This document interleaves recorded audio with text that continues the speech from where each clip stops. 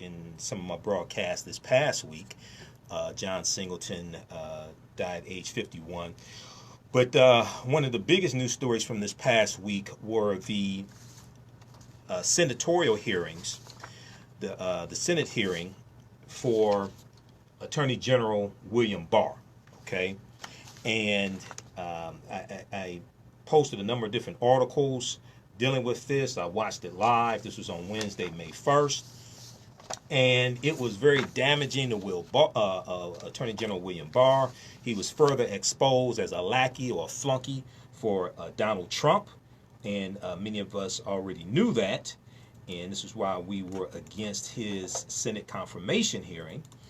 But there were a number of good exchanges between he and Democrats, Senate Democrats, okay? So we're going to talk about some of what happened.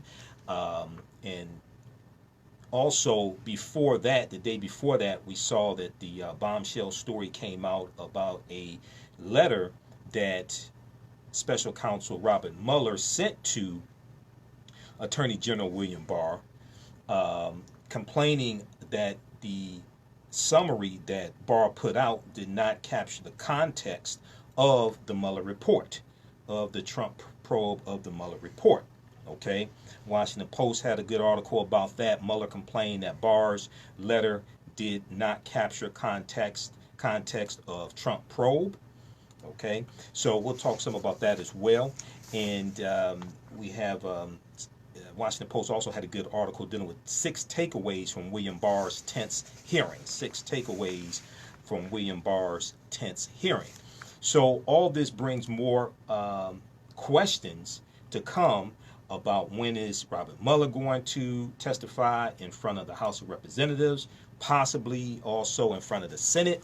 The Senate Judiciary Chairman Lindsey Graham has changed his stance on Mueller not testifying in front of the U.S. Senate. And then there's more and more talk about impeachment of Donald Trump as well, as more of this, more of the improprieties, obstruction of justice, associations with Russia, as more of the truths of the Mueller report are made public. Because most people haven't read the 448 pages. Most people are not going to read the 448 pages. So this is why the Senate hearings that took place this past week were so important. And then, so that was on Wednesday. Then the next day, AG Barr was supposed to testify for the House Judiciary Committee. And he refused to do that because they, in addition to the regular 5 minutes of questioning members of the committee get, they wanted an additional hour so that legal counsel could question Barr, and they would break it up into 30 minutes for Democrats and 30 minutes for Republicans. He didn't want to do that. He wanted to tell them how to run the committee. Representative Jerry Nadler, chairman of the House Judiciary Committee, said it's not the job of the Attorney General to tell us how to run the committee. But I find it interesting that Republicans did not complain when Dr. Christine Blasey Ford was questioned by an attorney that the Senate Republicans brought on to question her, and she was supposed to question Brett Kavanaugh as well. So if you all remember this, everybody watched the confirmation hearing of Brett Kavanaugh, okay, which was a sham, by the way. And they had a female attorney to question Christine Blasey Ford. And then when the attorney was supposed to also question Brett Kavanaugh, when she started questioning Brett Kavanaugh and started boxing Brett Kavanaugh in, then the Republicans stopped it, pulled her off, did not have her question Brett Kavanaugh anymore. But now that Democrats are going to do the same thing to William Barr, now all of a sudden Republicans have a problem with that. I wonder why. What is it that they're trying to hide? What is it that they don't want to get out? I just find that very interesting. Okay, so we're going to talk some about this, and there were so many lies told during that Senate hearing that MSNBC had to cut in and do live fact checking of the lies that Attorney General William Barr was telling. So I mean, this was crazy. Now, Washington Post reported that Special Counsel Robert Mueller will possibly testify in front of the House Judiciary Committee on May 15th. It's not confirmed, it's not solid, but it's possible. And then we see Lindsey Graham has reversed his position and says basically he wants to hear from Robert Mueller now. I wonder what changed his mind.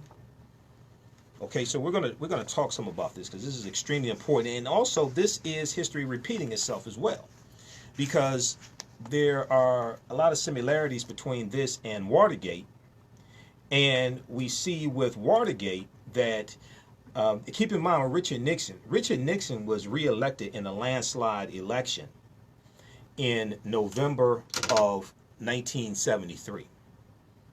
Richard Nixon was reelected to his second term, November 1973. He was a very popular president. But by August 9th of the following year, 1974, he was forced to resign from office.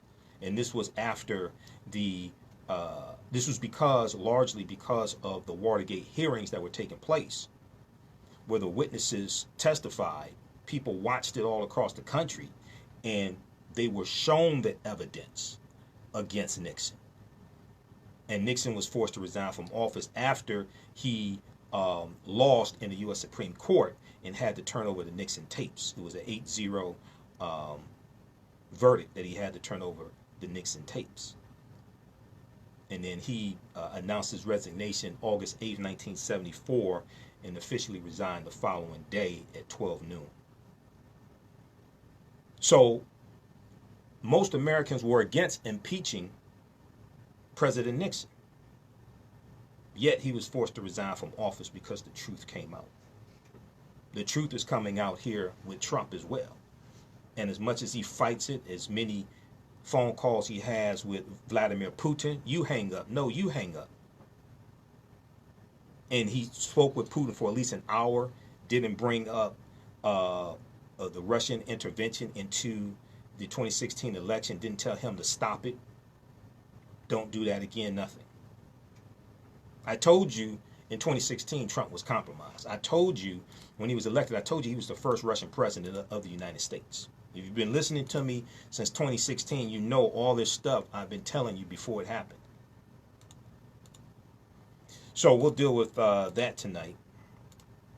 And then also we saw that Facebook, in an attempt to cut down on hate speech, we saw that Facebook this past week banned some well-known white supremacists, Alex Jones, Milo Yiannopoulos, and some other ones. Washington Post has a good article on this. Thegrio.com has one as well. But also Minister Louis Farrakhan was banned. A lot of people are trying to figure out why. They're saying, wait a second, why was Minister Farrakhan banned but Trump is not banned? Why is Minister Farrakhan banned but Trump is not banned? Now, there may be, I'm still trying to find out what were the actual infractions, what was said, was it a post, was it a video, what were the actual infractions? Maybe there's a legitimate reason, maybe there's not a legitimate reason. I'm still trying to find this out, figure this out. Thegrio.com has an article, Facebook bans Minister Louis Farrakhan and other high-profile figures.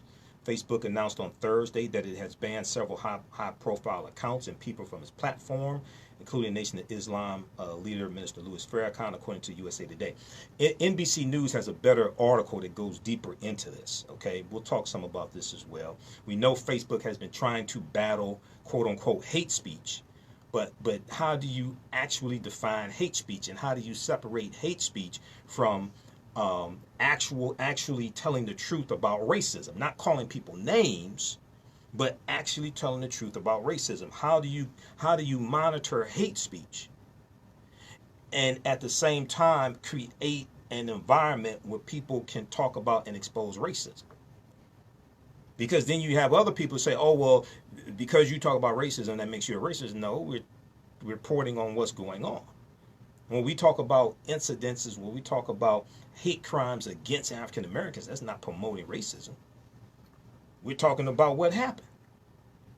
When we look at the reports from the Southern Poverty Law Center, we see that hate groups, they had, let's see, New York Times had the articles, and other outlets had the articles from about 3 or 4 weeks ago, dealing with how over the past 3 years you've had a large increase in the number of hate groups. There's about 1,020 hate groups operating right now. The New York Times reported. Southern Poverty Law Center has been keeping track of this.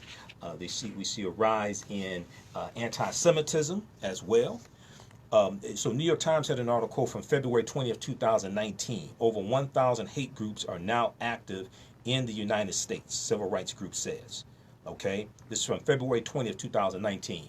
Okay, read this article. Over 1,000 hate groups are now active in the United States, civil rights group says. The number of hate groups in the United States rose for the 4th year in a row in 2018, pushed to a record high by a toxic combination of political polarization, anti-immigrant sentiment, and technologies that help spread propaganda online, okay, like social media. The Southern Poverty Law Center said. Now, the Law Center said the number of hate groups rose by 7% in 2018 to 1,020. This is a 30% jump from 2014. That broadly echoes other worrying developments, including a 30% increase in the number of hate crimes reported to the FBI from 2015 through 2017, okay? A 30% increase in the number of hate crimes reported to the FBI from 2015 through 2017, and a surge of right-wing violence that the Anti-Defamation League said had killed at least 50 people in 2018. Now, remember, it was about June of 2015 that Donald Trump announced he was running for president, and he called Mexicans rapists and murderers, things like this, right? He's targeting undocumented immigrants, targeting Mexicans. Mexicans become a catch-all for Hispanics. And all this deals with the fear of the browning of America. Unless you want to exploit their labor at your golf courses in New York and New Jersey. See, because he doesn't have a problem. So check this out. So Trump demonizes undocumented immigrants, especially those from Mexico. But he doesn't have a problem exploiting their labor until he gets caught. So what we have to understand is usually the same people who hate immigrants and hate undocumented immigrants, they usually don't like black people too much either. This is just something I learned from history.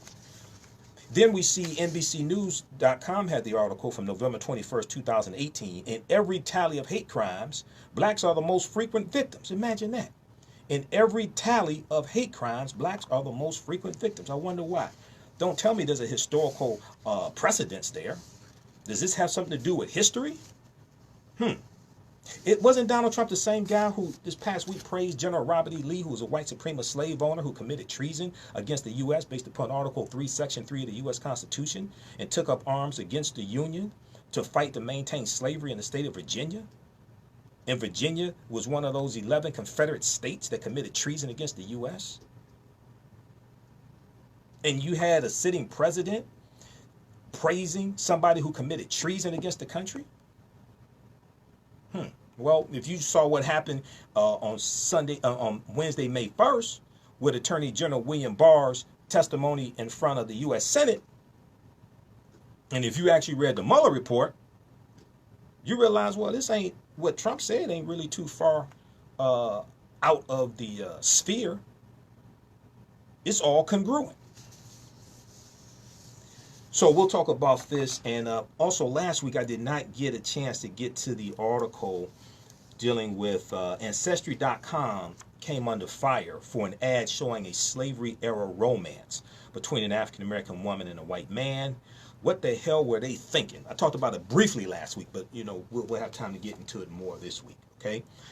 All right, so We focus on the African History Network show. We focus on educating, empowering, and inspiring people of African descent throughout the diaspora and around the world. Because right now, it corrects wrong behavior. We're coming up on a break. We'll continue this on the other side of the break. 313-778-7600. 313-778-7600 is the call-in number. We'll be back in a few minutes. Are you getting the most out of your Medicare plan? All right, guys, stand by. Many people with Medicare are eligible for plans that include... Okay, how's everybody doing? Share this broadcast on your Facebook page. Okay, so you got the stuff I sent you, Mike, right? Yeah, I put the topics in the Okay. Facebook Live, and I have the one video too. All right. I got to see these other videos also. Stand by, guys. I was having problems with my computer before I left the house, so some of the stuff I wasn't able to print up like I wanted to. So I've got to... All right, so let me send you these other clips also here. How's everybody doing? And it's not letting me update the... It's not letting me update the... on Facebook, it's not letting me update the topic. So we're going to try to post it here. And it won't let you pin this stuff anymore either. I don't know why. I don't know what happened. Facebook made some changes so you can't pin the topics anymore.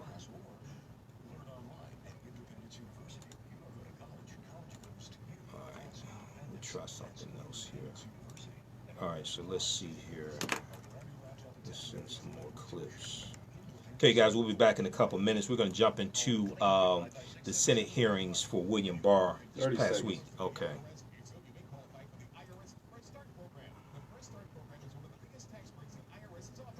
Cole Wallace, you got that. AG Barr fact checks.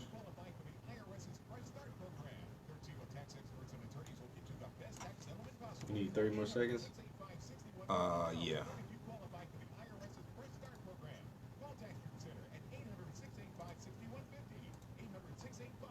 That's 30 seconds. All right. 910 AM Superstation is the voice of the people. Don't believe me? Just listen. 910 AM is constantly hot, from intense debate to the funniest commentary. 910 has it all. We appreciate the love, and we can feel the support of the city. Keep it coming. I love catching 910 AM news on social media. It's the way I 10 seconds. Okay. simple, straight to the point.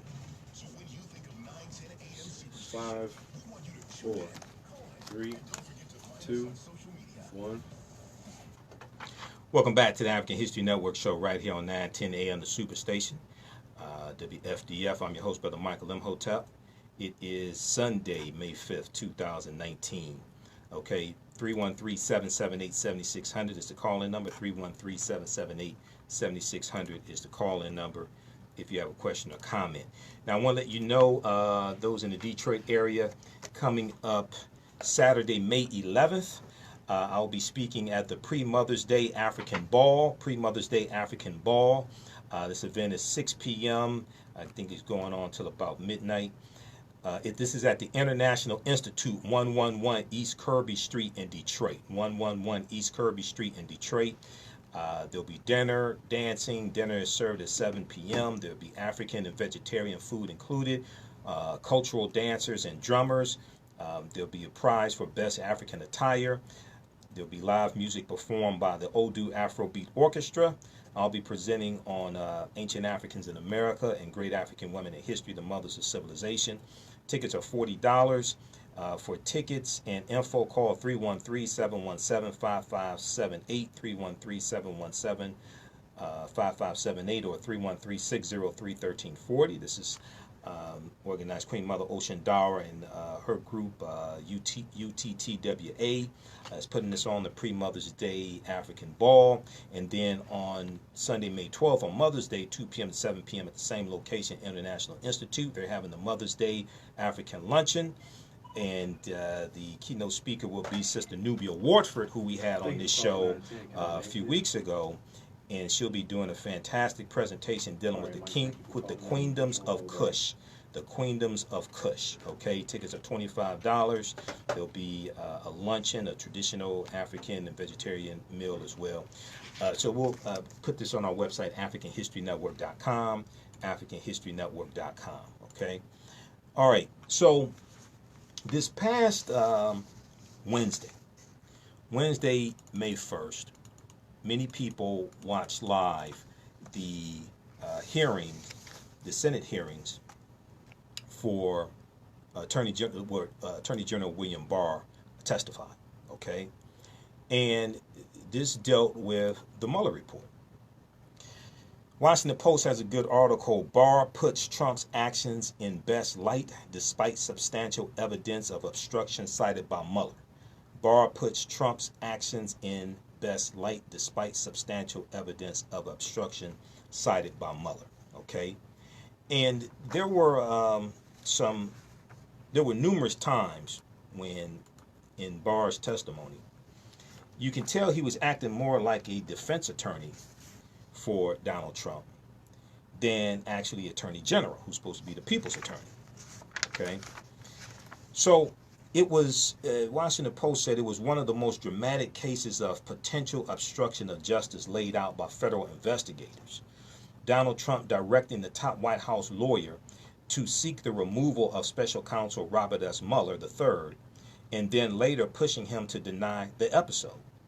But Attorney General William Barr on Wednesday, May 1st, played down evidence that Trump sought to fire the head of the investigation, bearing down on him, emphasizing in testimony before a Senate committee that the president may have had valid reasons for his actions. So he's basically trying to cover up the obstruction of justice. This is basically what he's doing. So it was a surprise recasting of the account of then White House counsel Don McGahn, who told investigators that Trump called him twice in June of 2017 at his home, pressuring him to intervene with the Justice Department to try to get Robert S. Mueller removed as special counsel. Now, Don McGahn told federal investigators that he planned to resign rather than comply. And he said he later refused a demand by Trump that he write a letter denying news accounts of the episode. Okay, let me repeat that. Don McGahn told federal investigators that he planned to resign rather than comply with Trump's wishes to try to get him to remove Robert Mueller as special counsel. And Don McGahn said he later refused a demand by Trump that he write a letter denying news accounts of the episode. So Trump wanted Don McGahn to lie about Trump directing him to fire Robert Mueller. So in Attorney General William Barr's telling, however, Donald Trump may have merely been trying to correct media reports he believed were inaccurate. He cited the president's public explanations of his behavior, even though the president refused to provide testimony about it under oath. I wonder why. And he discounted as weak the case that Trump's actions were part of a criminal effort to thwart a federal investigation, despite the fact that Mueller said in his report that, quote, substantial evidence, end quote, indicated the president was acting to prevent scrutiny of his conduct in the obstruction inquiry. So Attorney General William Barr under oath said, quote, it would be difficult for the government to prove that beyond a reasonable doubt, okay, there are very plausible alternative explanations. Attorney General William Barr said of the idea that Trump was trying to get Don McGahn to create a fraudulent record to fend off prosecutors. He sounded more like a defense attorney. So in a day of sometimes prickly testimony, the focus on Attorney General William Barr's view of the former White House counsel Don McGahn episode provided the most revealing look yet at Barr's rationale for determining there was not sufficient evidence to charge Trump with trying to thwart the probe. Over and over again, the Attorney General expressed skepticism about the evidence laid out in the special counsel report, which detailed 10 episodes of possible obstruction by the president. In 4 cases, Robert Mueller cited substantial evidence to support charges. But see, at the same time, in the Mueller report, Mueller talked about how he was leaving it up to Congress to hold Trump accountable. He was following the memo from the Office of Legal Counsel that, you can't indict a sitting president, the Justice Department. But in Barr's summary of Mueller's report, Barr said that did not come into play. But that's a lie. That's not true. So on MSNBC, when they were showing the live testimony, Nicole Wallace had to cut in because Attorney General William Barr was just sitting there lying. Okay, let's go to this clip here.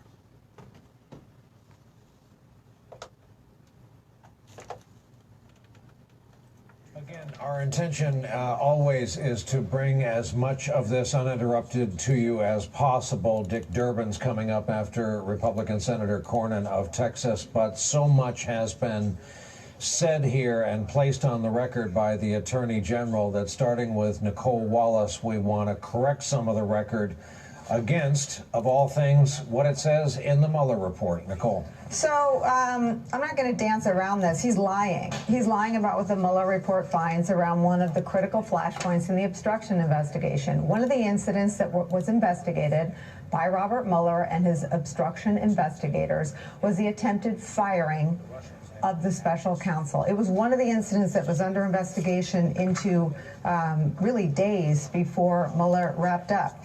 He's quibbling with whether removing Mueller and firing him is the same thing. Here's how Donald Trump talked about removing/firing special counsel Mueller. This is from Chris Christie's testimony, one of 5 witnesses cited in the footnotes of the Mueller obstruction report about Donald Trump's efforts to fire Robert Mueller. Chris Christie recalled a telephone conversation with the president in which the president asked what Christie thought about the president firing, not removing, the special counsel. Christie advised against doing so because there was no basis for the president to fire the special counsel and because the president would lose support from Republicans in Congress. I'm going to disagree with Christie on that. Here's McGahn's testimony. I'm not going to read all the witnesses, but here's McGahn on the president's effort to make McGahn fire him. Again, from the footnote in the obstruction report. Although McGahn recalled receiving multiple calls from the president on the same day, he was not certain of the specific dates, but he was confident that he had at least 2 phone conversations with the president in which the president directed him to call the acting attorney general and have the special counsel removed. It's also the colorful reporting from this report where Don McGahn... Okay, we got to pause it there because she was quoting Don McGahn and she cursed. She used the S word on MSNBC, so we don't want that to go out over the air. All right, but that was actually from the Mueller report. Okay, so Attorney General William Barr just sat there and lied, and Nancy Pelosi also said that the Attorney General lied. So then she was asked, well, should he be something to the effect that should the Attorney General be impeached or something like that? Because an Attorney General can be impeached, and she said there's a process. They just have to follow the process. Okay, so let's look now, and I sent you a second clip also. Yeah, I got it. Okay, so let's go back to the article from the Washington Post. Okay, very quickly here. Barr puts Trump's actions in best light, despite substantial evidence of obstruction cited by Mueller. So over and over again, the Attorney General expressed skepticism about the evidence laid out in the special counsel report, which detailed 10 episodes of possible obstruction by the president. In 4 cases, Mueller cited substantial evidence to support charges. Okay, you'll remember when Republicans almost wanted to impeach President Obama for wearing a tan suit during Easter. Y'all remember that? Okay, the Republicans lost their mind because he wore a tan suit during Easter. Now, when Ronald Reagan wore a tan suit when he was president, it wasn't a big issue. So the special counsel declined to offer an assessment of whether Trump's actions amounted to a crime. But at the end of his 448-page report, Mueller pointedly wrote, quote, "If we had confidence after a thorough investigation of the facts that the president clearly did not commit obstruction of justice, we would so state." This is what Mueller wrote in the report. This is at the end of the report. He said, the Mueller report is broken up into 2 volumes. Volume 1 deals with Russian interference into the 2016 election, and that's thoroughly documented, including the targeting of African Americans by Russians with a disinformation campaign with fake information, 3,500 Facebook posts totaling about $100,000 in ads. They reached about 126 million people, including millions of African Americans. Volume 2 deals with obstruction of justice. Okay, so Robert Mueller wrote, quote, "If we had confidence after a thorough investigation of the facts that the president clearly did not commit obstruction of justice, we would so state," end quote. They couldn't state it. Now, Mueller had conservatively hewed to a Justice Department opinion that says a sitting president cannot be prosecuted, determining that such a decision meant he also could not accuse Trump of criminal conduct. But legal experts said that the evidence detailed in the special counsel report would normally warrant bringing charges. Jessica Levinson, professor at Loyola Law School in Los Angeles, California, said Barr's dismissal of strong evidence of obstruction in the McGahn episodes, quote, "strains common sense," end quote, and raises concerns that he is acting in bad faith, referring to Attorney General William Barr. Quote, "For the Attorney General to say there's no there is entirely consistent with what he's been saying, but is against the explicit findings of the Mueller report," okay, Professor Jessica Levinson said. So what you saw was Barr acting as a defense attorney for Trump and just blatantly lying.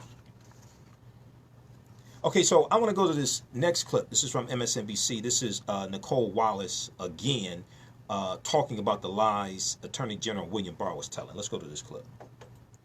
Has been said here and placed on the record by the Attorney General that, starting with Nicole Wallace, we want to correct some of the record against, of all things, what it says in the Mueller report. Nicole. So I'm not going to dance around this. He's lying. I think that's the He's same lying clip. about what Okay, the Mueller let's report stop finds it. around one No, of the it's- critical this- this is flashpoints in the when it's- obstruction Is that a different clip? investigation. Yeah, One of this the is incidents that 317. was The other one investigated first time by is- Robert Okay, Mueller okay. and his obstruction investigators was the attempted firing I was trying to skim of the through it, but I special couldn't counsel. find It was one of the incidents that was under investigation into really days before Mueller wrapped up.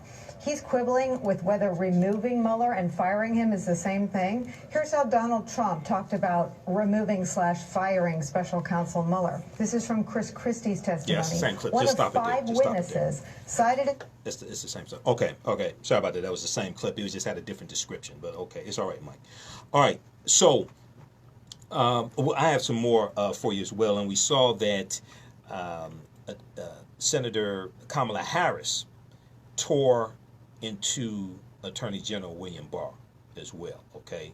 So we'll share that with you also. All right. So the Washington Post had another good article, 6 takeaways from William Barr's tense hearing. 6 takeaways from William Barr's tense hearing. And it talked about how Attorney General William Barr ventured to Capitol Hill on Wednesday, an embattled man. About 15 hours before his testimony, the Washington Post report that Special Counsel Robert Mueller had sent Barr a letter saying Barr's summary of his report on the Russia investigation, quote, did not fully capture the context, nature, and substance of this office's work and conclusion. Mueller asked Barr to release a fuller summary. He provided Barr, but Barr did not do so. It's hardly the first time that Barr has run into trouble in recent weeks, and that made his testimony to the Senate Judiciary Committee on Wednesday a tense affair. Okay, so here's some of the highlights. Number 1, Barr is unrepentant and still presenting things favorable to Trump. So if you thought Barr might bend to criticism that he had been too favorable to Donald Trump and changed his approach, you'd be wrong. And one exchange capsulated it. The committee's top Democrat, Senator Dianne Feinstein of California, began by questioning Barr about one of the key events in the obstruction portion of the special counsel's probe. Trump trying to get then White House counsel Don McGahn to dispute media reports that Trump had tried to persuade White House counsel Don McGahn to fire Mueller. Attorney General William Barr suggested that the initial New York Times report on the event had gone further than the evidence by saying Trump explicitly directed McGahn to have Mueller fired. But the Mueller report concludes that Trump did do, quote, substantial evidence supports the conclusion that the president went further and in fact directed McGahn to call Rod Rosenstein, Deputy Attorney General, to have the special counsel removed, end quote.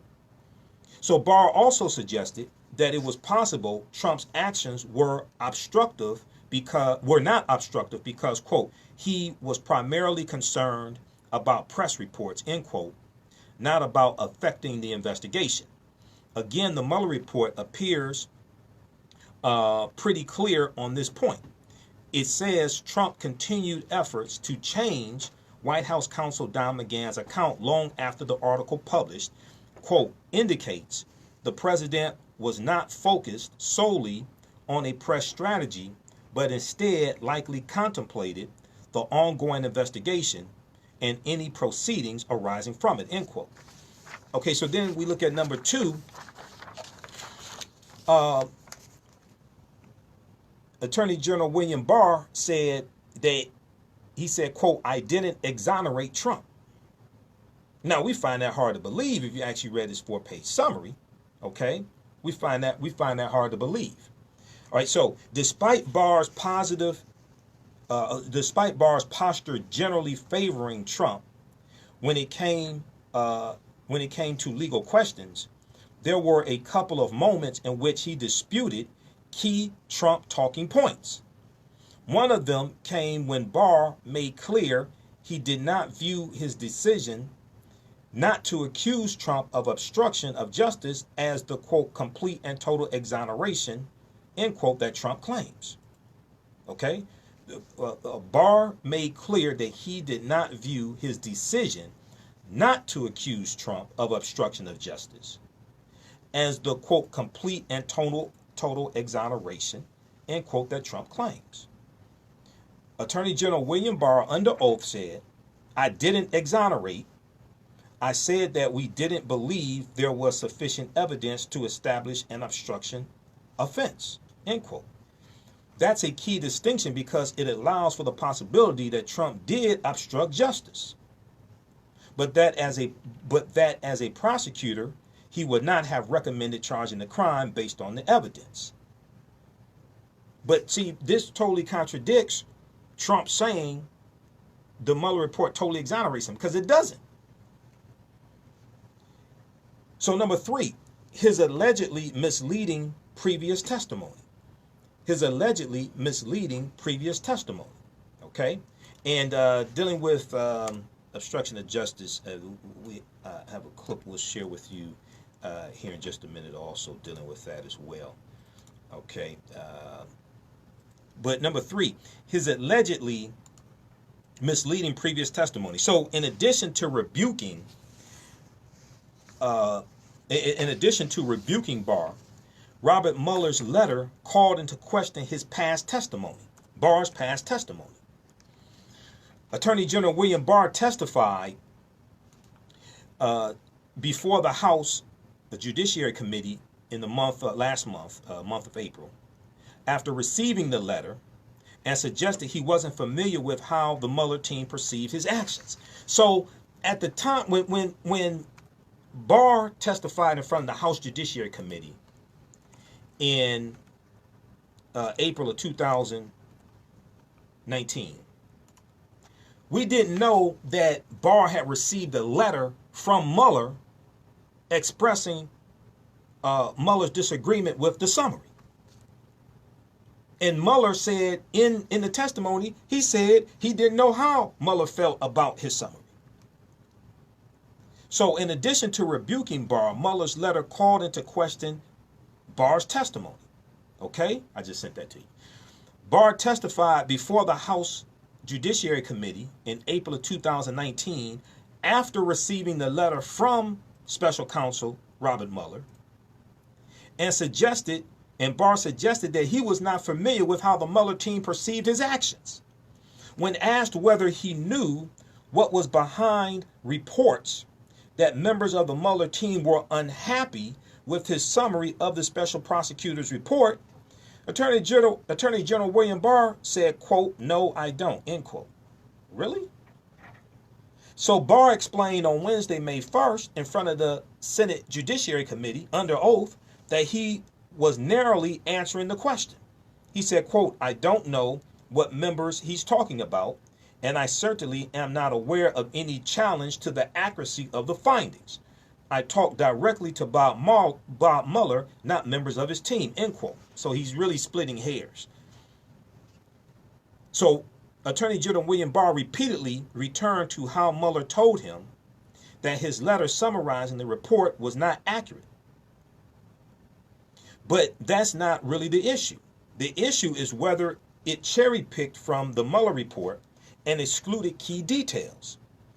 Mueller implied strongly that Barr had misled and excluded important information. And in his past testimony, Attorney General William Barr suggested that he wasn't familiar with anyone on Mueller's team being upset about his summary letter. Do we have a clip ready? Okay. So let's. So this clip here from MSNBC. Barr claims Trump did not obstruct justice because he was falsely accused. Okay, let's go to this clip. You still have a situation where a president essentially tries to change the lawyer's account in order to prevent further criticism of himself. Well, that's not a crime. So you can, in this situation, instruct someone to lie? No, it has to be, well, to be obstruction of justice, the lie has to be tied to impairing the evidence in a particular proceeding. 3 minutes on the McGahn had already given his evidence, and I think it would be plausible that the purpose of McGahn memorializing what the president was asking was to make the record that the president never directed him to fire. And there is a distinction between saying to someone, go fire him, go fire Mueller, and saying, have him removed based on conflict. And what would they have different results? What would that conflict be? Well, the difference between them is if you remove someone for a conflict of interest, then there would be presumably another person appointed. Yeah, but wouldn't you have to have it in this kind of situation, an identifiable conflict that made sense, or else doesn't it just become a fabrication? Well, now we're going to shift from the issue of writing the memo or somehow putting out a release later on, and the issue of the actual direction to McGahn. So the question on the direction to McGahn has a number of different levels to it. And first, as a matter of law, I think the department's position would be that the president can direct the termination or the replacement of a special counsel. And as a matter of law, the obstruction statute does not reach that conduct. Putting that aside, the next question would be, even if it reached the conduct, could you here establish corrupt intent beyond a reasonable doubt? What makes this case very interesting is that when you take away the fact that there were no underlying criminal conduct, and you take away the fact that there was no inherently malign obstructive act, that is, the president was carrying out his constitutional duties. The question is, what is the impact of taking away the underlying crime?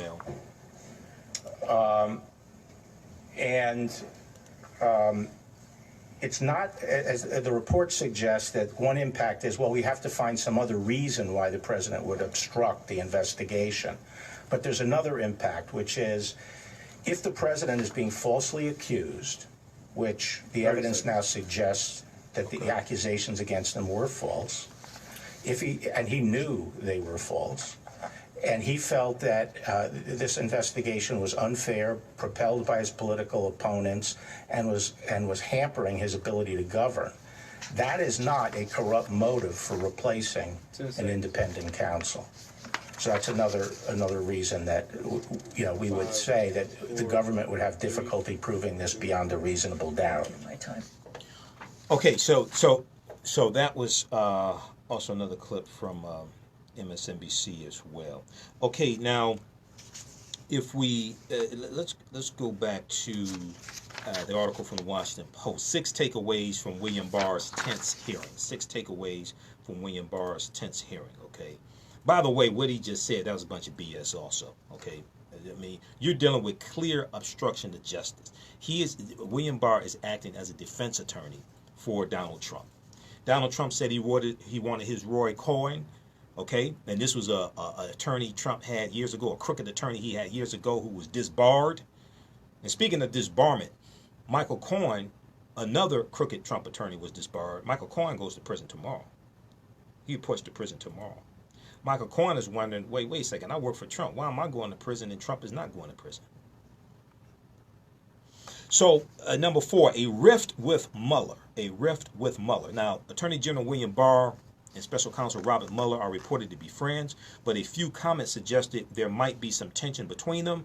Barr suggested that Mueller could have prevented the confusion in the first place. He said, I offered Bob Mueller the opportunity to review that letter before it came out. He's talking about his 4-page summary. And he said, and he declined. Barr's intent might have been more to suggest that he did his due diligence in releasing the letter summarizing the report rather than that Mueller did anything wrong. But it sure sounded as if he was saying Mueller could have spoken up sooner. Okay. Barr also suggested later that Mueller's opinions don't really matter because he serves in the Justice Department and reports to the Attorney General. He likened Mueller to a quote-unquote U.S. attorney in the Department of Justice pecking order. Quote, his work concluded when he submitted the report to the Attorney General. At that point, it's my baby, Barr said. He said it was my decision how and when to make it public, not Bob Mueller's. Later in the hearing, Barr called Mueller's letter, quote-unquote, a bit snitty, S-N-I-T-T-Y, and suggested Mueller didn't write it himself. He also said that when he spoke with Mueller after the letter, he told him, quote, Bob, what's with this letter? Why don't you just pick up the phone and call me if there's an issue, end quote. Attorney General William Barr, of course, knows why Mueller wrote it. He wanted a record. And this is what legal experts are saying. Special Counsel Robert Mueller wanted to create a written record of his objection. Okay?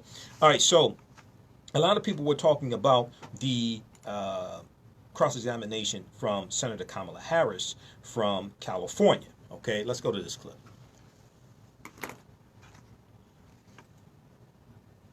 Anyone at the White House ever asked or suggested that you open an investigation of anyone? I wouldn't. Yes or no? Could you repeat that question? I will repeat it. Has the president or anyone at the White House ever asked or suggested that you open an investigation of anyone? Yes or no, please, sir? The president or anybody else? Seems you'd remember something like that and be able to tell us. Yeah, but I'm trying to grapple with the word suggest. I mean, there have been discussions of matters out there that they have not asked me to open an investigation, but perhaps they've suggested. I don't know. I wouldn't say suggest. Hinted? I don't know. Inferred? You don't know. Okay. In your March 24th summary, you wrote that, quote, after reviewing the special counsel's final report. I will say that no one. Sir, I'm asking a question. In your March 24th summary, you wrote that, quote, after reviewing the special counsel's final report, Deputy Attorney General Rosenstein and I have concluded that the evidence is not sufficient to establish that the president committed an obstruction of justice offense. Now, the special counsel's investigation produced a great deal of evidence. I'm led to believe it included witnesses' notes and emails, witnesses' congressional testimony, witnesses' interviews, which were summarized in the FBI 302 forms, former FBI Director Comey's memos, and the president's public statements. My question, how much time we have before the break? Is in reaching your conclusion, did you personally review all of the underlying... Okay, we're up against a break. We'll continue this segment on the other side of the break. You're listening to 910 AM, the Superstation, the Future Radio, the African History Network show. I'm Michael M. Hotep. We'll be back in a few minutes. Drowning in debt. Just back it up about 20 seconds or so. We'll pick it up from there. Okay. All right, how's everybody doing?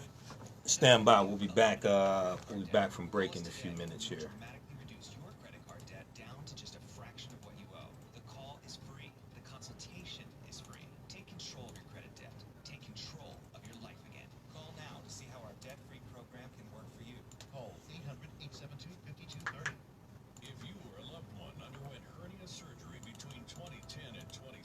Stand by, guys. We'll be back in about 3 minutes. You may be entitled to financial compensation. Complications associated with mesh include chronic pain, infection, adhesions, mesh migration, reopening of the hernia, and other serious injuries. Call right now. Call 1-800-799-2091. Again, that's 1-800-799-2091. Attention. In July 2018, Bayer announced that it will be halting. All right, we've got Eric. We've got, what else we have here? Albert.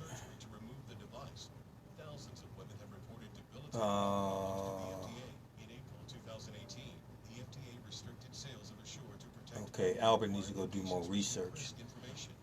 Burdale from California. Tamanika in Pittsburgh. How you doing?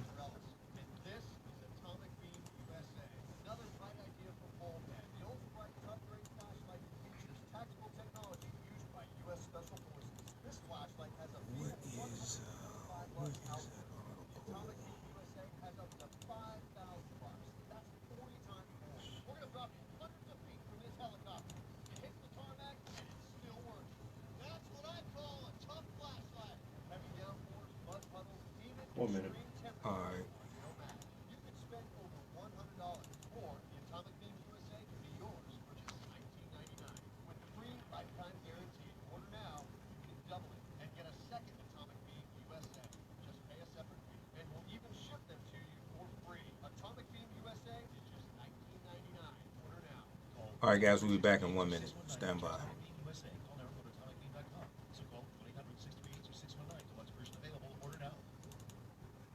30 seconds.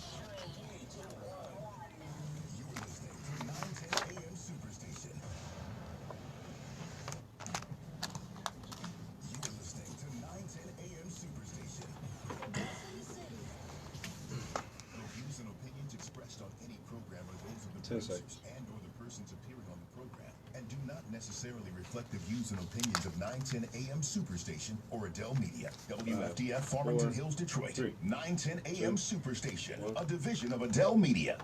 Welcome back to the African History Network show right here on 910 AM Superstation, the Future Radio. You can give us a call, 313-778-7600. This is Michael M. Hotep, founder of the African History Network. I want to let you know, coming up Saturday, May 11th, I will be speaking at the Pre-Mother's Day African Ball, the Pre-Mother's Day African Ball at the International Institute located at 111 East Kirby Street in Detroit. This is 6 p.m. I think it goes to about midnight, and dinner is served at 7 p.m. There will be traditional African vegetarian food included, dinner and dancing, cultural dancers and drummers. There will be live entertainment, musical entertainment provided by the Odu Afrobeat Orchestra. I'll be doing a presentation dealing with ancient Africans in America, as well as great African women in history, the mothers of civilization. Tickets are $40. For ticket information, call 313-717-5578. 313-717-5578 or 313-603-1340, 313-603-1340. We'll get this on our website, AfricanHistoryNetwork.com. Okay. All right. So right before the break, I was sharing with you the exchange with Senator Kamala Harris and Attorney General William Barr from Monday, May 1st. Okay, let's go back to this clip. Final report. I will say that no one... Sir, I'm asking a question. In your March 24th summary, you wrote that, quote, after reviewing the special counsel's final report, Deputy Attorney General Rosenstein and I have concluded that the evidence is not sufficient to establish that the president committed an obstruction of justice offense. Now, the special counsel's investigation produced a great deal of evidence. I'm led to believe it included witnesses' notes and emails, witnesses' congressional testimony, witnesses' interviews, which were summarized in the FBI 302 forms, former FBI Director Comey's memos, and the president's public statements. My question is, in reaching your conclusion, did you personally review all of the underlying evidence? No, we took and we accepted... Mr. Rosenstein? No, we accepted the statements in the report as the factual record. We did not go underneath it to see whether or not they were accurate. We accepted it as accurate. And made our... So you accepted the report as the evidence? Yes.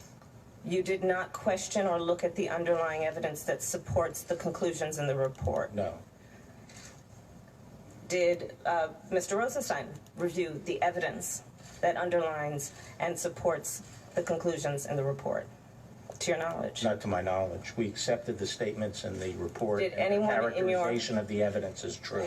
Did anyone in your executive office review the evidence supporting the report? No. No. Yet you represented to the American public that the evidence was not, quote, sufficient to support an obstruction of justice offense. The evidence presented in the report.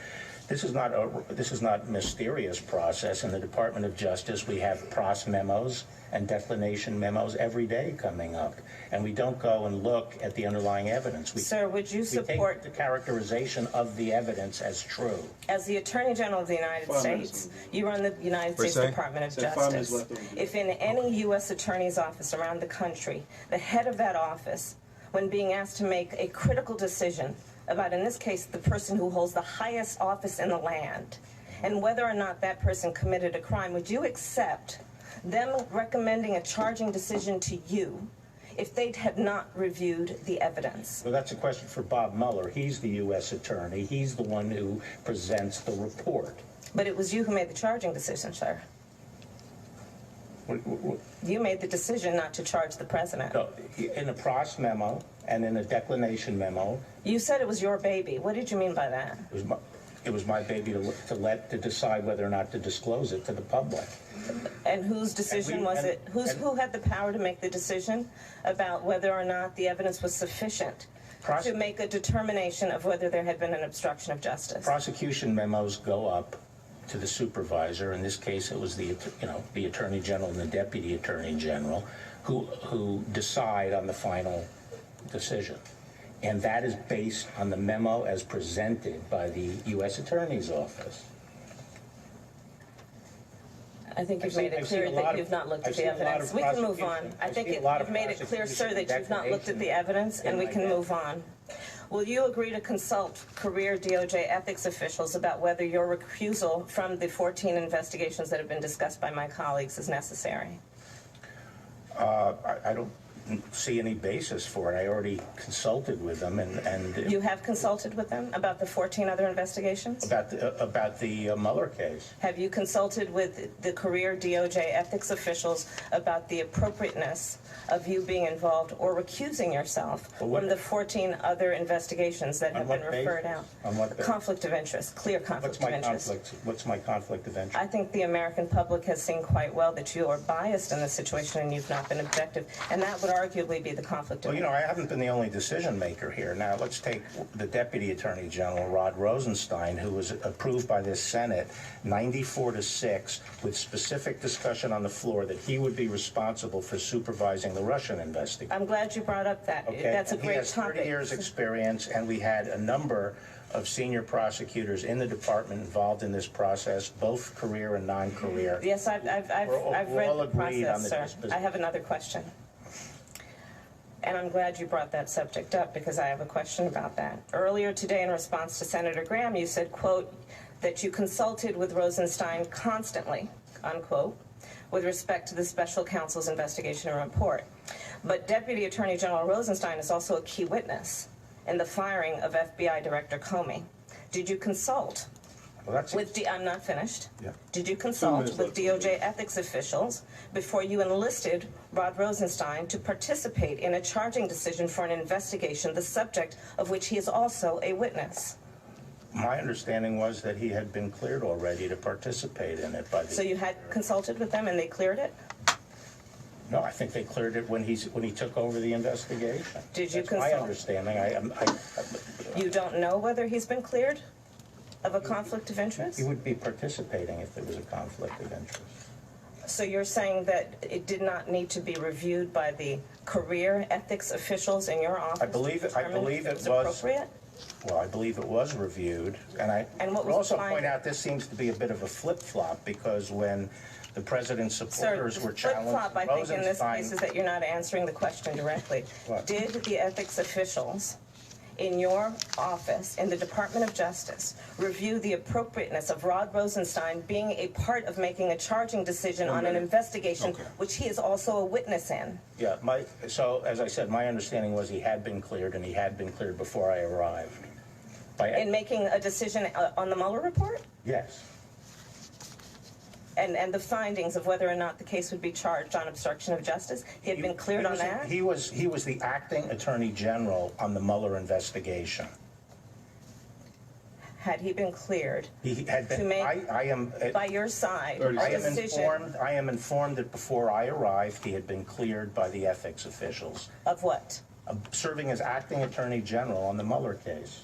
How about making a charging decision on obstruction of justice? That is the what the underlying acting- offenses, which include him as a witness. You know, that's what the acting attorney general's job is. To be a witness and to make the decision about being a prosecutor? Well, no, but to make charging decisions. 3. I have nothing else. My time is right out. Thank you. Okay, so Attorney General William Barr really didn't know how to answer those questions. He really didn't know how to answer those questions. Okay, he really didn't know how to handle Senator Kamala Harris. Now, we saw Lindsey Graham, who's the chair of the Senate Judiciary Committee. We saw Lindsey Graham admit during the hearings that he has not read the full Mueller report, the full 448 pages. He said that he read most of it. Now, personally, I think he would have had time to read the rest of the Mueller report if he had not been on the golf course last weekend playing golf with Donald Trump.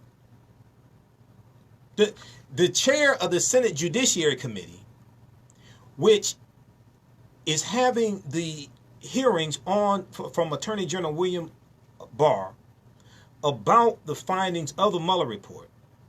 The chair was on the golf course the previous weekend with Trump, who is a subject, at least, of the Mueller report. He wasn't an actual target, per se, but he was definitely a subject. Doesn't that sound like a conflict? What do you think would have happened if, during the Benghazi hearings, the ranking Democratic chair, because during the Benghazi hearings in the, you had those in the House, okay, if I remember correctly, the House. If the ranking Democratic member, because Republicans were in control of the House, what do you think would have happened if the ranking Democratic member was on the golf course the previous weekend playing golf with President Barack Obama? What do you think Republicans would have said?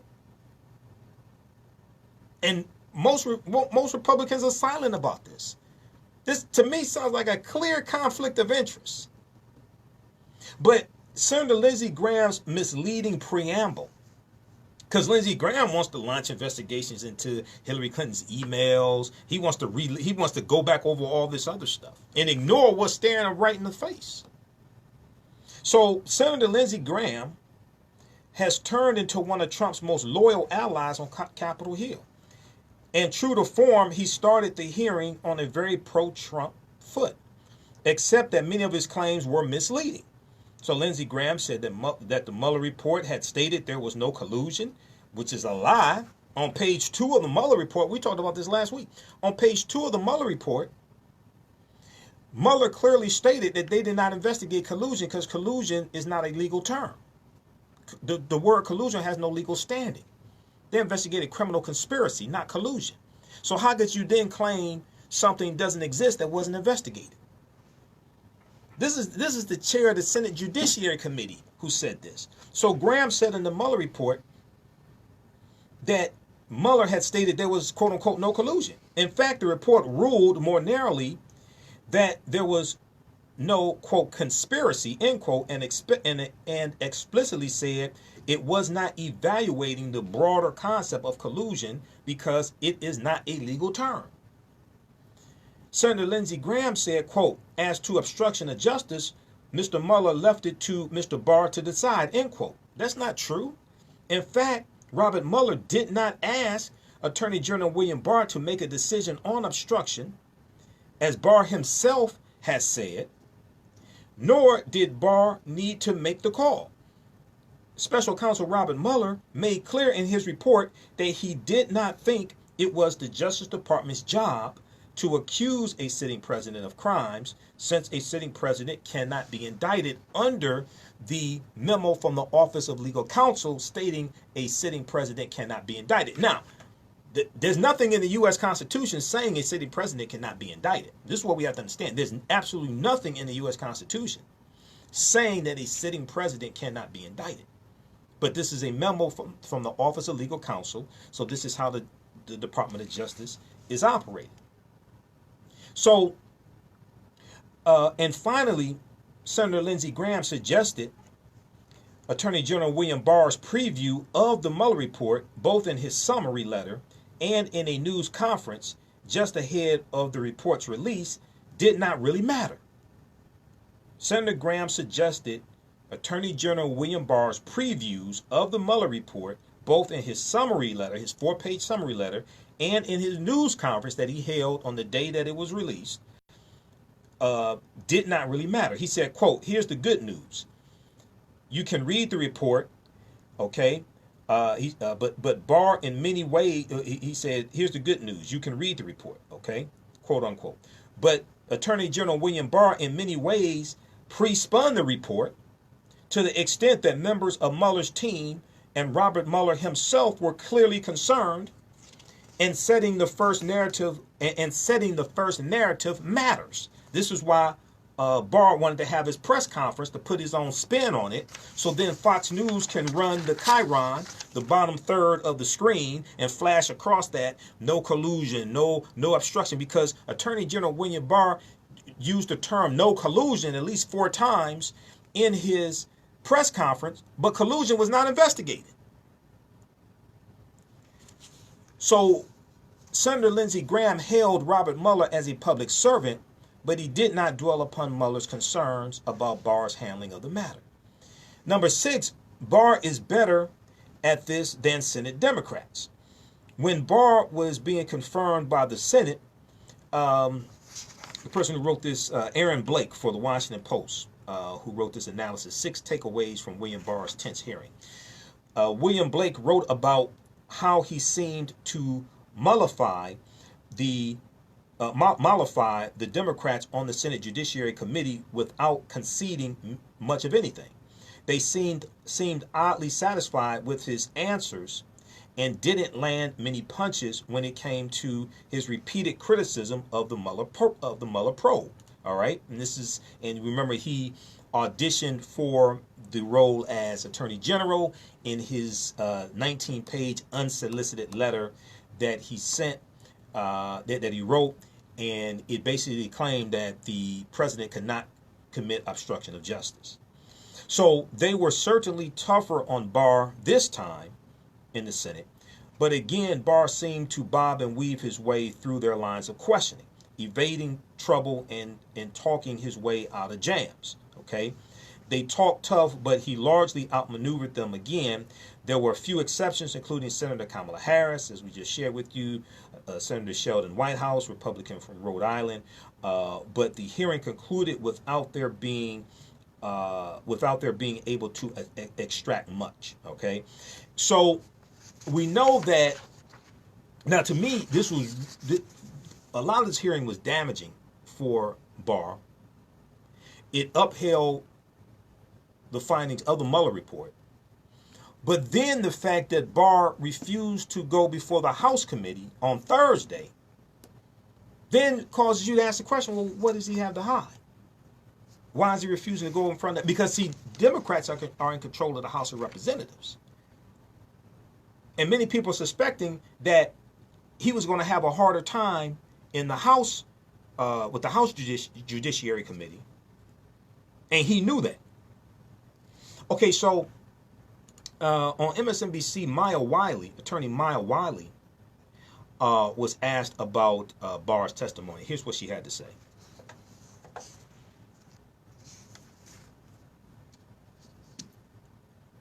All right. Said so far. All I can say is. You? Well, I agree with everything that's been said so far. All I can say is I think Rod Rosenstein was actually the co-pilot on the plane that was getting landed for Donald Trump, and we're now looking at the pilot. So William Barr, just two things I want to really emphasize here is William Barr, remember when he stands up and does his press conference, he mischaracterized the Mueller report in some substantial ways that he's still not owning. He says literally that Mueller looked at all sides of the issues of obstruction of justice in the law in his report when he stood up at his press conference. No, Mueller didn't.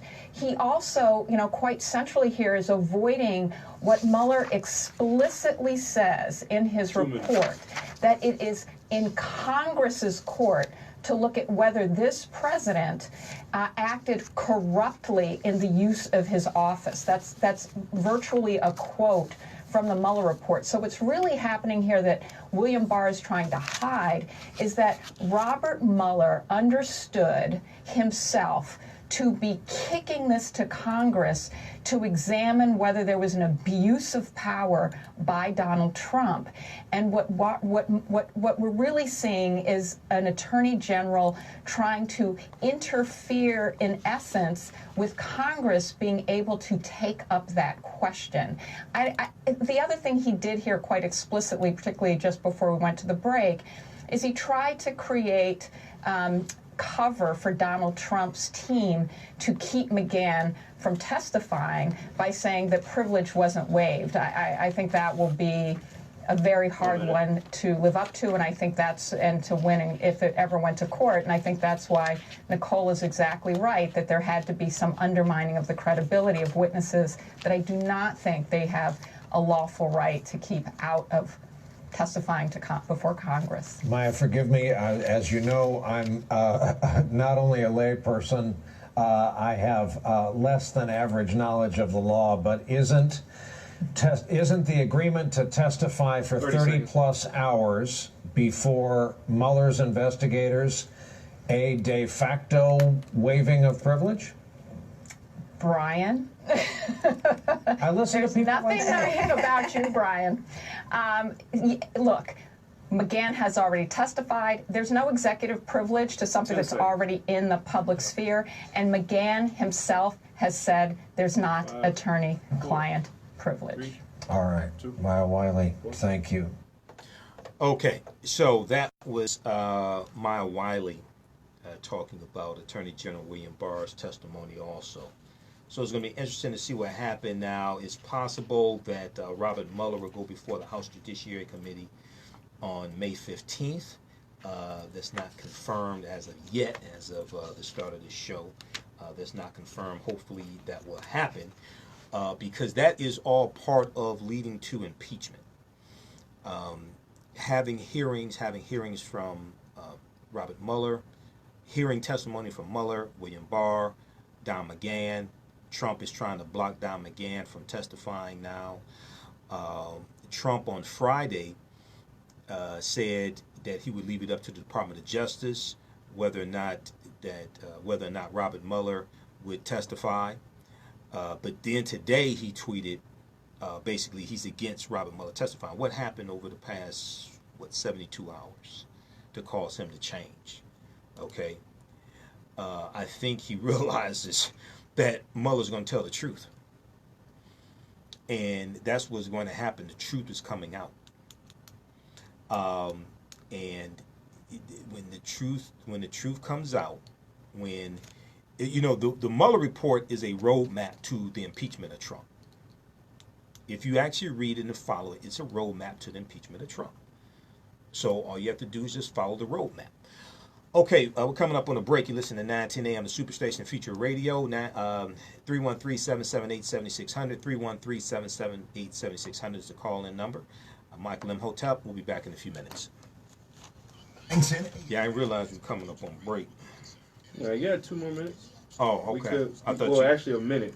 We would have went out at 23 and came back at 25. Oh, man, they need to fix that clock up there. Yeah. This one, too. This one's a little bit slow.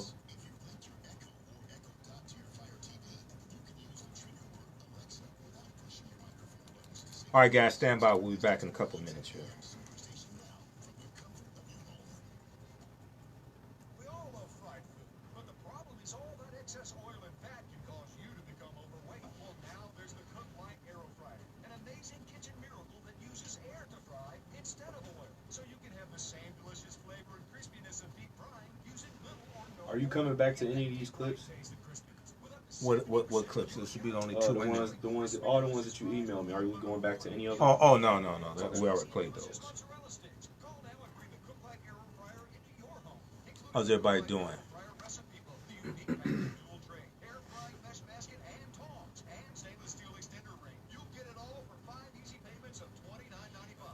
The DOJ hasn't launched an investigation into Hillary Clinton's emails yet, Albert. Where are you getting your information from? What are you talking about?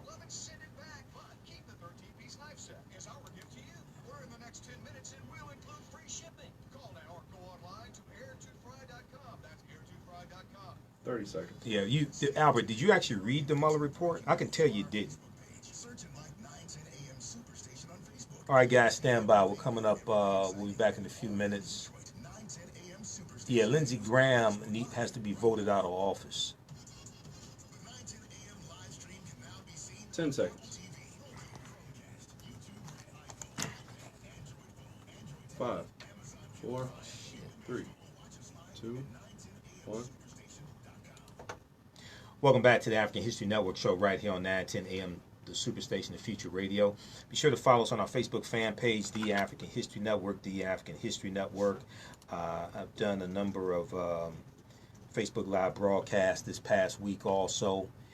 And I just did one a couple of days ago dealing with how the Louisiana Purchase was caused by the Haitian Revolution, but then ended up increasing the need for enslaved Africans in this country, the Louisiana Purchase of 1803.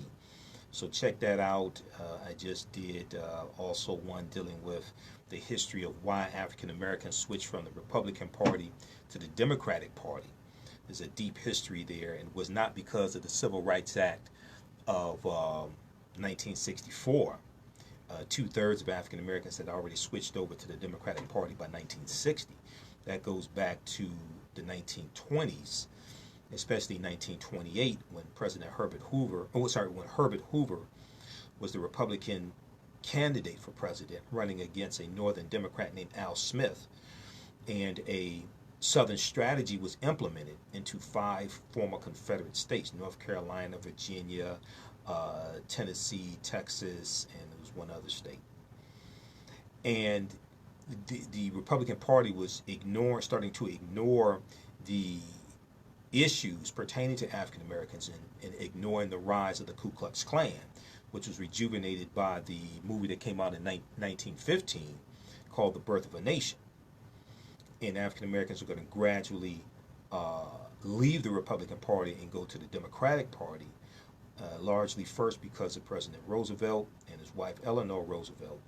And the Democratic Party is going to, over time, become more receptive to African Americans. And it dealt with policies, it dealt with issues, it dealt with policies, concerns dealing with African Americans.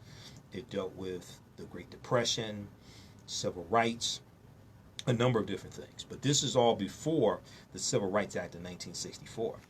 Okay, so if you'd like this type of information, you can donate to the African History Network, paypal.me/the AHN show, paypal.me/the AHN show. That helps us keep doing the research, stay on the air, finance the show, finance the research, pay the bills, etc. If you want to advertise with the African History Network, email us customerservice@africanhistorynetwork.com, customerservice@africanhistorynetwork.com. Okay, all right. So this past week, on Thursday, actually, which was February 2nd, I'm sorry, May 2nd, Facebook announced on Thursday that it planned to ban a group of far-right media personalities, okay? White supremacists like Alex Jones, founder of InfoWars, and Milo Yiannopoulos, but also Minister Louis Farrakhan of the Nation of Islam, and banning them from Facebook as well as Instagram, because Facebook bought Instagram. So the ban also affects Alex Jones and Milo Yiannopoulos and other far-right figures in the conspiracy and far-right politics website InfoWars. The social media giant previously removed 4 pages belonging to Alex Jones in August of 2018 due to violations of the platform's community standards. Despite his initial ban on Facebook, Alex Jones had remained active on Instagram, where his account recently pushed a conspiracy theory about former Vice President Joe Biden, who we know is running for president now. It was one of the most engaged posts across both social media networks in the past few days, according to social media analytics tool CrowdTangle, Tangle. So a spokesperson for Facebook said in a statement, quote, "We've always banned individuals or organizations that promote or engage in violence and hate, regardless of ideology. The process for evaluating potential violators is extensive, and it is what led us to our decision to remove these accounts today." Now, Alex Jones on his website on Thursday called Facebook's decision a purge, quote unquote, a purge, and broadcast a monologue focused on former Democratic presidential candidate Hillary Clinton. So the bans come as Facebook has pledged to do more to eliminate hate speech on its platform. The company recently banned white nationalism and white supremacy on the platform. Facebook has also faced calls to ban Minister Farrakhan, who has been criticized for making, quote unquote, anti-Semitic remarks in his speeches. So, see, my thing is, I've been looking at articles about this, and I'm trying to find out what were the actual offenses that took place on Facebook, because they removed Minister Farrakhan's Facebook page. Now, by the way, this is a lifetime ban for Alex Jones, for Milo Yiannopoulos. There were about 5 people. I have to get all the names, because the article from the Washington Post, and I'm trying to pull up, it has all the names in there. And Minister Farrakhan. These are lifetime bans. So what I'm trying to figure out is, what were the actual offenses? Was it a post? Was it a video? What was it specifically that violated Facebook's policy against hate speech? It may be something legitimate. It may not be legitimate. I don't know. I'm trying to find out. Were there conversations had between Facebook and Minister Farrakhan or Minister Farrakhan's representatives? Was there a meeting, or was it just a notification saying you violated our policies on hate speech without specifically addressing what the infraction was? And we know that there have been many complaints from African Americans, African American civil rights organizations, things like this, about many African Americans being banned from Facebook because of talking about racism and racism directed towards African Americans. So policing hate speech is needed. But how are you specifically defining hate speech? And how do you at the same time create an environment where people can talk about racism and expose incidences of racism, expose incidences of police brutality, expose incidences of hate crimes committed against African Americans, Muslims, Hispanics, etc. And at the same time, realize that that's not hate speech when you talk about these crimes that are committed against other people in a way to expose them, in a way to expose these crimes, and to call for a need for action to be taken against hate crimes, against hate groups. How do you balance that? If we look at the articles that we talked about at the top of the show, New York Times, February 20th, 2019, had an article. Over 1,000 hate groups are now active in the United States, civil rights group says. And they largely use social media, not only Facebook, but especially Facebook, to spread this, to recruit, to organize, to have not just Facebook groups or Facebook fan pages, but also organize events. The number of hate groups in the United States rose for the fourth year in a row in 2018, pushed to a record high by a toxic combination of political polarization, anti-immigrant sentiment, and technologies that help spread propaganda online, the Southern Poverty Law Center said on Wednesday. The Law Center said the number of hate groups rose by 7% in 2018 to 1,020, and a 30% jump from 2014. That broadly echoes other worrying developments, including a 30% increase in the number of hate crimes reported to the FBI from 2015 through 2017, and a surge of right-wing violence that the ADL, Anti-Defamation League, said had killed at least 50 people in 2018. Now, Heidi Byrick, the director of the Intelligence Project at the Southern Poverty Law Center, said, "We're seeing a lot of bad trends. There are more hate groups, more hate crimes, and more domestic terrorism.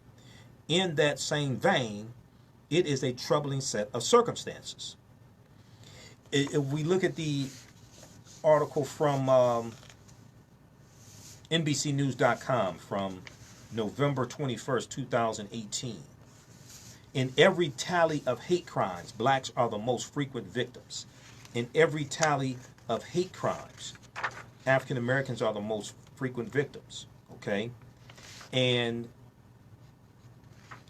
in this article, it talks about how the annual FBI hate crimes report remains important precisely because it clearly demonstrates what is actually happening in the United States, said professor of law and director of the criminal justice program at Wake Forest University, Cami Chavis.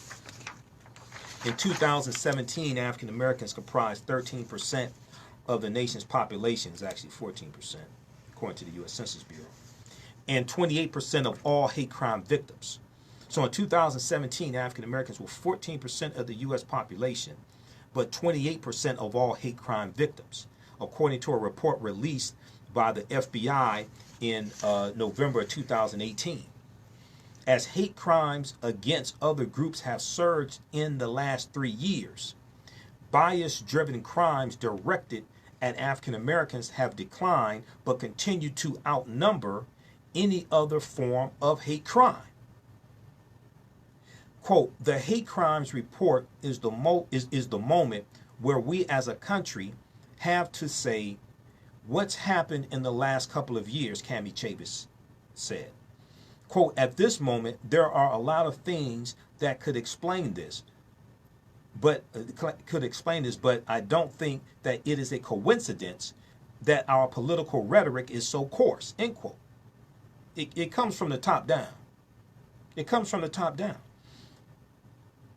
If you create an environment that tolerates violence and targeting of people based on their membership in a group, she said, quote, this surge in hate crimes and this consistent burden on African Americans is exactly what you get. Now, Brian Levin, director of the University of California, San Bernardino Center for the Study of Hate and Extremism, parses hate crimes data and the social conditions which seem to feed them. Some of the patterns that Brian Levin has spotted in hate crime in the past add some weight to the theory that Donald Trump's rhetoric and the rise of white nationalism and the rise of white nationalist behavior are driving all sorts of hate crimes in the present. We also know there has been a significant increase of the recruiting of white nationalist organizations on college campuses across the country. There have been numerous articles written about this as well. For example, the single worst month in anti-black hate crimes came in July 1996, 1 month before President Bill Clinton signed a welfare reform bill into law. That summer, conversations about supposed welfare queens and ostensibly lazy African Americans were not difficult to encounter. More recently, Brian Levin worked with a research partner, Jim Nolan, N-O-L-A-N, a sociologist with the West Virginia University Research Center on Violence. The men discovered that on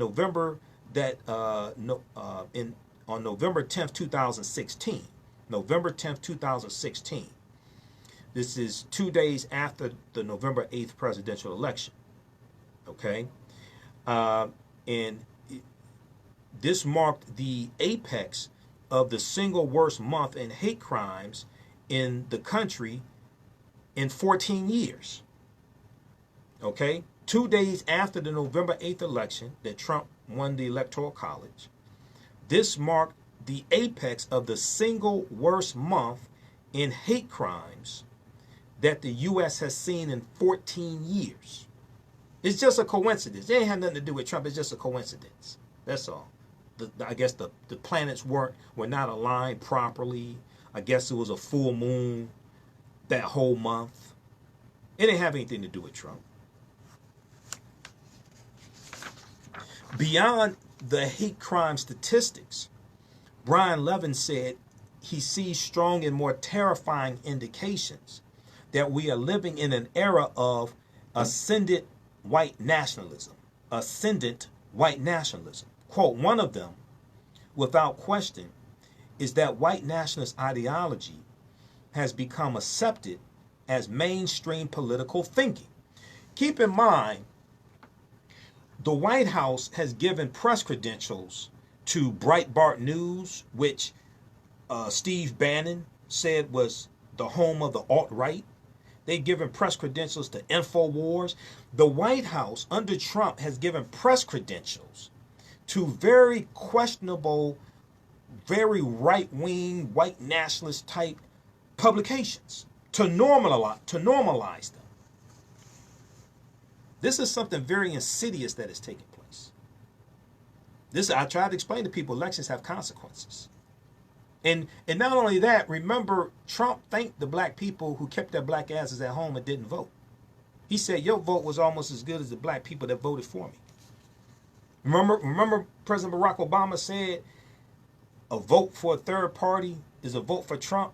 He said if you stay home, that's a vote for Trump. He was correct. This is what I was trying to tell people.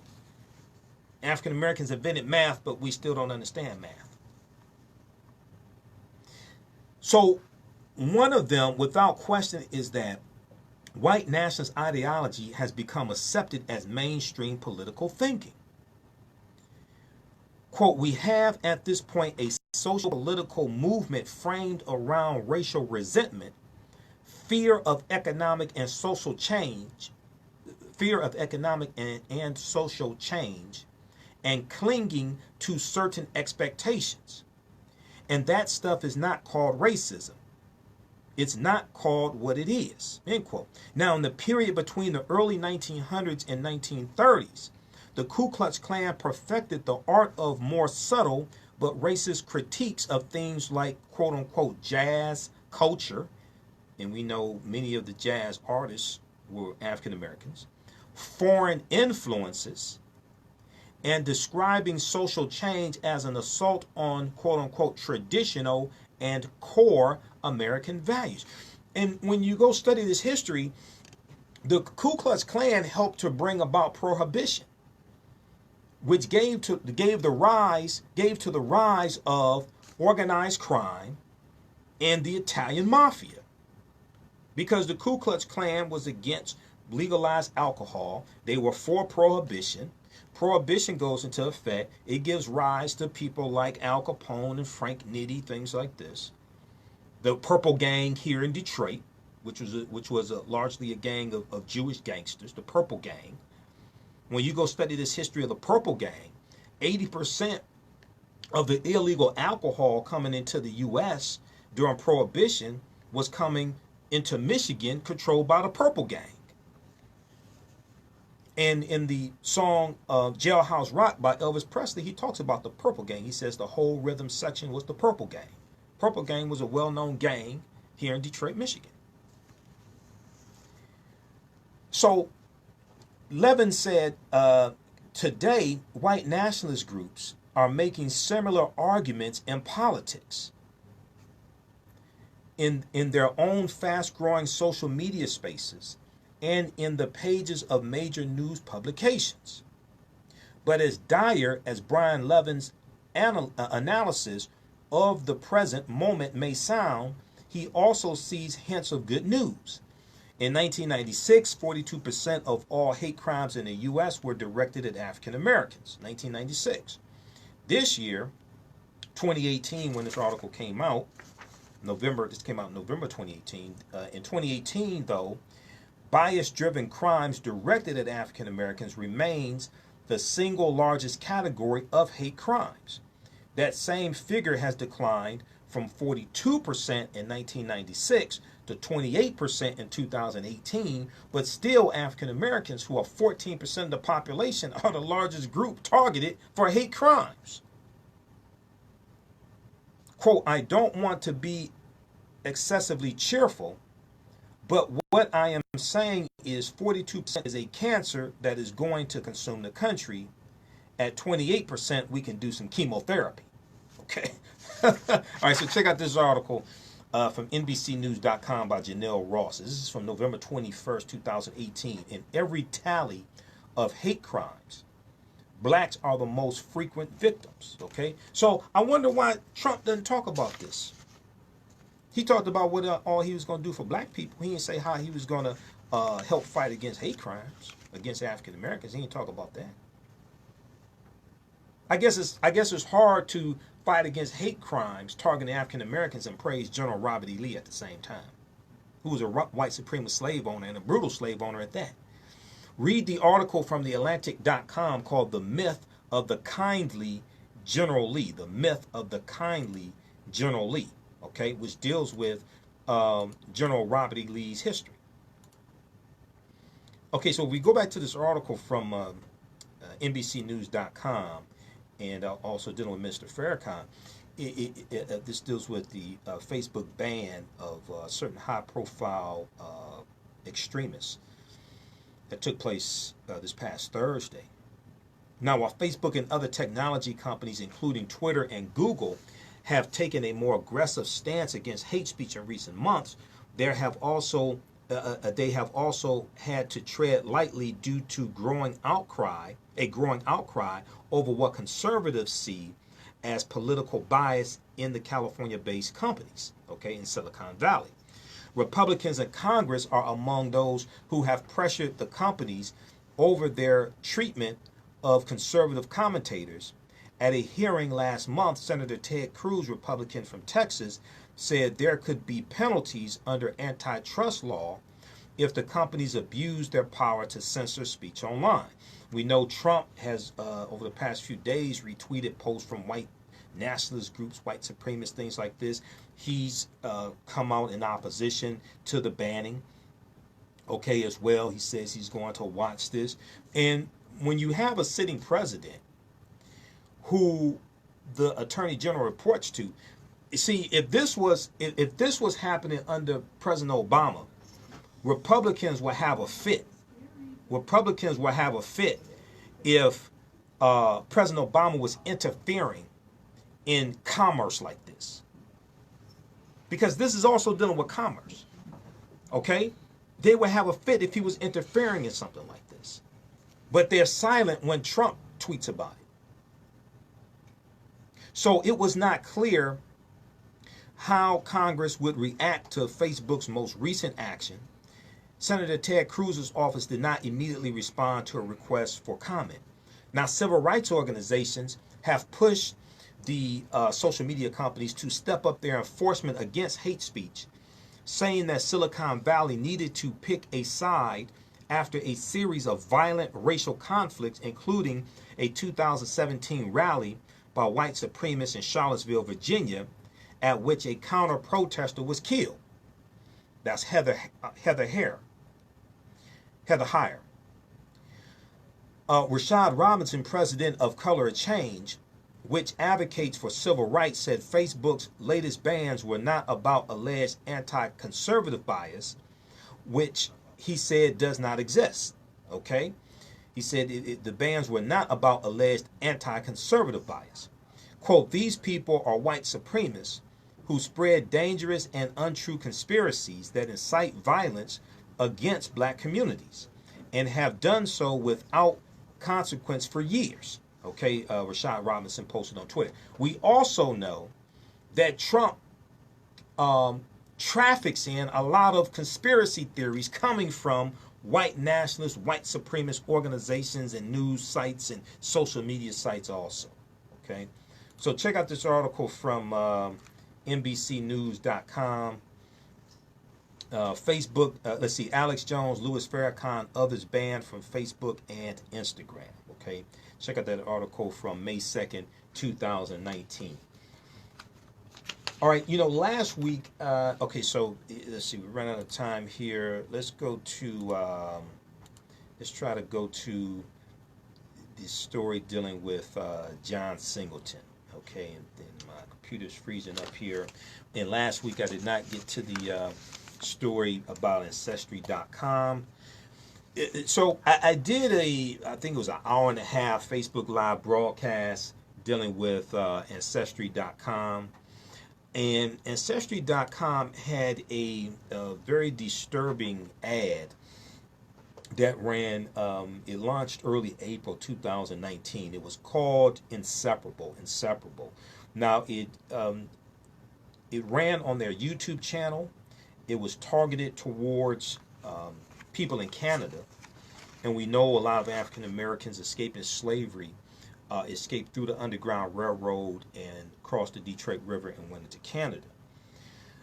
But this ad seemed to depict a scene from the 1800s, and an African American woman, it's not clear whether she was a slave or not, and a white man, it's not clear whether he was a slave owner, abolitionist, or just a white man who wanted to marry a black woman in the South. And in this ad, Inseparable, he says, Abigail, we can escape to the north. So escape hints that she is a slave, but there was a small percentage of free African Americans in the South. Even in the 1800s, there was a small percentage of free African Americans in the South. It's a very nuanced history. All African Americans in the South were not slaves. Majority of them were. But even in Louisiana, you had a small percentage of African Americans who were slave owners also. It's a very nuanced history. But the overwhelming majority we know of slave owners were white people. So, Abigail, we can escape to the north. There is a place we can be together across the border. Will you leave with me? And the screen fades to black and says, and the caption says, uncover the lost chapters of your family with ancestry, or the voiceover says, uncover the lost chapters of your family history with ancestry. So people were saying, well, wait a second, this looks like it's trying to depict the slave romance. It's not clear whether she was an enslaved African woman or not. And judging from looking at the scene, you know, usually you ain't have this was not on the plantation. This looks like to be in a town, in the city, walking down the street. So usually you ain't have enslaved Africans just walking freely unless they had a travel pass, unless they were on official business for their slave master and had a travel pass. Okay, so she could have been a free woman who, and this white man was in love with her or what have you. It's a very nuanced history. So the ad on television stations, so the ad aired on television stations in Utah in early April 2019. But it drew a flurry of criticism on social media after it was discovered on YouTube. Many critics said it whitewashed the nature of sexual relations between white men and black women during that time period. The uproar prompted Ancestry.com, which is based in Lehi, Utah, and offers DNA testing to help people research their genetic roots, to issue an apology. Now, Gina Spatafor, a spokeswoman for Ancestry.com, said in an email, quote, Ancestry is committed to telling important stories from history. This ad was intended to represent one of those stories. We very much appreciate the feedback we have received and apologize for any offense that the ad may have caused. We are in the process of pulling the ad from television and have removed it from YouTube. Okay, so I'm pretty sure it's been pulled from television now. This article is from April 19th, 2019. All right, go check out the video I did. I went deep into this and deep into some history. It's on our YouTube channel, Michael M. Hotep, IMHOTEP, and our Facebook fan page, The African History Network, The African History Network as well. Check out this article from the New York Times. Ancestry.com apologizes for ads showing slavery era interracial couple. Also, AtlantaBlackStar.com had an article. Ancestry.com apologizes, removes tone-deaf ad depicting slavery era romance between white man and black woman. And you know, it was just in poor taste. It was in poor judgment all the way around. Whether if this was a free African American woman, they should have stated that in the ad. They should have asked if this was actually a reenactment of a true story. They should have stated that in the ad. But it was still a bad idea. Okay. Now, Boys in the Hood director, legendary director John Singleton passed away this past week. Also, Washington Post had a really good article from Movie Critic in their style section, and Hornaday had a really good article. And I posted a number of articles dealing with John Singleton from Ebony, The Griot, AtlantaBlackStar.com. John Singleton helped redefine American pop culture, and his impact is still being felt today. Everyone remembers their first time seeing Boys in the Hood, the electrifying 1991 writing and directing debut of John Singleton, who passed away this past Monday at the age of 51. It was easy to be jolted by its visceral, violent immediacy, moved by its emotional complexity, and simply blown away by performances by such then unknown actors as Morris Chestnut, Cuba Gooding Jr. Also, we can't forget the superfine Nia Long, and also rapper Ice Cube. Now, it may still be on YouTube, but how did Ice Cube meet John Singleton? How did John Singleton meet Ice Cube? Ice Cube was a guest on the original Arsenio Hall show. John Singleton was an intern, if I remember correctly. He was an intern for Arsenio Hall. They met, and Ice Cube, you know, he was already a big hip-hop star. John Singleton was an unknown. John Singleton tells Ice Cube he has a script for a movie. And he tells him he wants to be in this movie. Ice Cube said, man, what are you talking about? You get coffee for Arsenio. What are you talking about? You have a script, right? But come to find out, John Singleton did have a script. And they talked, established a friendship. And this was Ice Cube's acting debut as Doughboy in Boys in the Hood. In the revamped Arsenio Hall show that was out 2 or 3 years ago, Arsenio interviewed Ice Cube, and Ice Cube talked about how he met John Singleton working for Arsenio, and he talks about that whole story. Okay, check out this article. We'll do some of this next week. Check out this article from Washington Post. John Singleton helped redefine American pop culture, and his impact is still being felt today, from Washington Post. AtlantaBlackStar.com has a really good article as well dealing with John Singleton and African American celebrities giving an outpouring of respect and support for John Singleton also. Okay, look, we have to get out of here. We have to make way for Pastor Mo. You can donate to the African History Network, paypal.me/the AHN Show, paypal.me/the AHN Show, or at our website, AfricanHistoryNetwork.com, AfricanHistoryNetwork.com. Click on the yellow donate button. Remember, at the African History Network, we focus on educating, empowering, and inspiring people of African descent throughout the diaspora and around the world, because right now it's corrects wrong behavior. It's not over till we win. We'll talk to you next time. Wakanda forever. We'll talk to you next week. Peace. Okay, talk to y'all next week. Peace. All right, guys, we have to get out of here. Talk to y'all later.